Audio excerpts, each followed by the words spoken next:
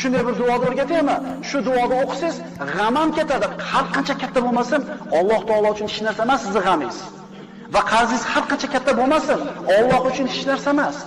Faqat ixlos bilan ijobat bo'lishiga ishonib turib ochishni kerak bu duoni. Har rostla o'rgating dedi. Payg'ambarimiz nima o'rgatyapti? Tong ottirsangiz yoki kech kirgizsangiz, ya'ni ikki mahal, ertalab va kechki payt.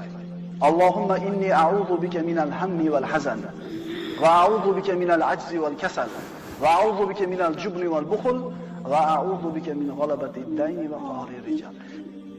Faqat iymon bilan, e'tiqod bilan ijobat bo'lishiga ishonib turib, Parvardigoro, men sendan g'am va qayg'udan panoh tilayman.